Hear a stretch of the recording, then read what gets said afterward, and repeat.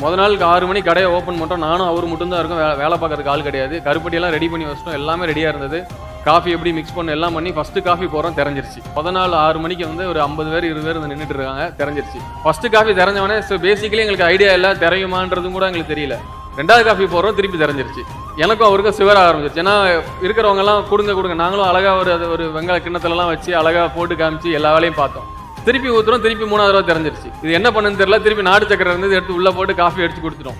கொடுத்தோடனே அந்த கஸ்டமர் சொன்னார், அதுவும் கருப்பட்டியான்னு கேட்டார். ஆமான்னு தலையாட்டணும். நிஜமாவே அது கருப்பட்டி கிடையாது, நாடு சக்கரை.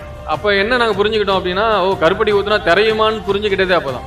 ஏன் அப்படின்னா நாங்கள் இதெல்லாம் செக் பண்ணிவிட்டு R&D பண்ணி இதுக்குள்ளே வரவே இல்லை. ஏன் அப்படின்னா இது பின்னாடி பெரிய நீங்கள் R&D வச்சுருக்கீங்களா? இப்போ வரைக்கும் என்கிட்ட வந்து ஒரு 300-400 ஸ்டாஃப் ஒர்க் பண்ணுறாங்க. இது வரைக்கும் R&D டீமும் கிடையாது. R&D டீம் இருக்கிறாங்க, அவன் படித்தது டிப்ளமோ, அவன் தான் எனக்கு R&D. ஏன் அப்படின்னா நம்ம பெரிய டீம் வச்சு பெரிய ப்ராசஸிங் பண்ணி நம்ம ஒர்க் பண்ணுறதுக்கான டைம் எடுக்கும், நம்ம அது பண்ணவே மாட்டோம். ஸோ நாங்கள் என்ன பண்ணோம்னா, அடுத்த ஒரு 2 நாளில் வந்து கடையை ஷட் பண்ணிட்டோம். ஷட் பண்ணிவிட்டு இப்போ நம்ம என்ன பண்ணணும்னு சொல்லி ஒரு 2 நாள் விட்டுட்டு 3ஆவது நாள் திருப்பி காஃபி போட்டோம். அப்போ தெரியல. அது ஏன் தெரியல அப்படின்னா, நாங்கள் அது கருப்பட்டியில் ஒரு ப்ராசஸிங் பண்ண ஆரம்பித்தோம். பேக் ஹண்டில் ஒர்க் பண்ணும்போது காஃபிலேருந்து சுக்கு பாலேருந்து எல்லாமே ஸ்லோவாக பண்ணோம். கஸ்டமர் என்ன கேட்குறாங்களோ அதை ஸ்டார்ட் பண்ண ஆரம்பித்தோம். 10 பொருள் இருந்தது, 20 பொருள் இருந்தது, 50 பொருள் வந்தது, இன்னைக்கு 100 பொருள் ஆயிடுச்சு. இன்னைக்கு ஆக்சுவலி நம்மகிட்ட இருக்க பிரான்ச் பார்த்தீங்க அப்படின்னா 200 இருக்குது. இப்போ 200 பிரான்ச் வச்சுருக்கோம். நாட் ஒன்லி தமிழ்நாடு, இன்னைக்கு ஆந்திராவில் ஒரு 20 பிரான்ச் பண்ணியிருக்கோம், தெலுங்கானாவில் ஒரு 12 பிரான்ச் பண்ணிட்டோம், குவைத்தில் ஓப்பன் பண்ணிட்டோம் ஆல்ரெடி. இப்போ துபாய், சவுதி, ஷார்ஜா 3மே கமிட் பண்ணியிருக்கோம். ஆல்ரெடி குவைத்தில் ஓப்பன் பண்ணி ரொம்ப சக்ஸஸாக இருக்குது. எல்லா அவுட்லெட்ஸ்லையும், ஏன்னா ஒரு அவுட்லெட்ஸும் நாங்கள் ஆவரேஜ் டாலி பண்ணது வந்து ஒரு அவுட்லெட்ஸ்க்கு வந்து 30,000 ரூபா சேல்ஸ் பண்ணோம்னா இன்னைக்கு 200 அவுட்லெட்ஸ் இருக்குது. ஸோ ஒரு வருஷத்துக்கு நீங்கள் எடுத்து பார்த்தீங்கன்னா எங்களுக்கு டேர்ன் ஒரு 200 கோடி ஆக்சுவலி நாங்கள் பண்ணிட்டு இருக்கிற ஒரு அவுட்லெட்ஸ் வைஸாக நீங்கள் பார்த்தீங்கன்னா. சென்னையில் மட்டும் ஒரு 40-42 அவுட்லெட்ஸ் வச்சிருக்கோம்.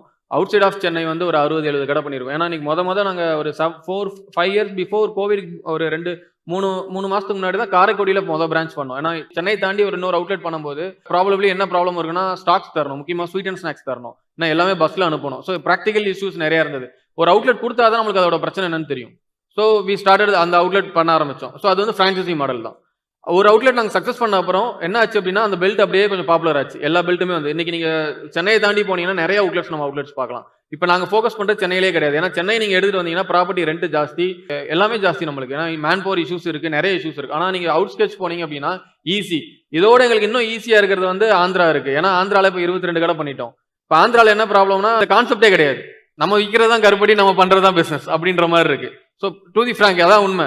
ஸோ ஏன்னா மார்க்கெட் இன்னைக்கு ரொம்ப வைடா இருக்கு. இன்னைக்கு தெலுங்கானா, இன்னைக்கு ஹைதராபாத்ல 2 அவுட்லெட் பண்ணியிருக்கோம், இப்போ ஒரு 6 அவுட்லெட் சைன் பண்ணியிருக்கோம். நான் கத்துக்கிட்டது என்ன அப்படின்னா, உங்களுக்கு எல்லாருக்குமே சொல்றது, நீங்க என்ன பண்ணாலும் இமிடியேட்டா பண்ணிடுங்க.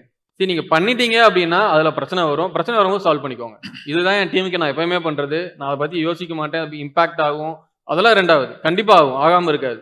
ஸோ நம்ம அது இன்சியலாக உடனே அது பண்ணிட்டோம் அப்படின்னா நம்மளுக்கு பிராண்ட் வந்துடும். நம்ம ஒரு விஷயத்தை பண்ணணும், நம்மளுக்கு பின்னாடி ஒரு 20 பேர் வருவாங்க, அதை பார்த்து பண்ணுவாங்க. கண்டிப்பாக நாங்கள் என்ன நினைக்கிறோம் அப்படின்னா, அடுத்த ஒரு 2 வருஷத்துல ஒரு 2 காம்படிட்டர் இருப்போம், அவ்வளோதான்.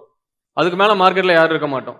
ரீசன் என்ன, நீங்கள் எனி பிராண்ட், நீங்கள் A2B எடுத்துக்கோங்க, சங்கீதா இருக்காங்க, பூர்வியா எடுத்துக்கோங்க, சென்னை மொபைல்ஸ் இருக்காங்க. இந்த மாதிரி எனி பிராண்ட் நீங்கள் எது எடுத்தாலும் ஒரு 2 காம்படிட்டர் இருப்பாங்க.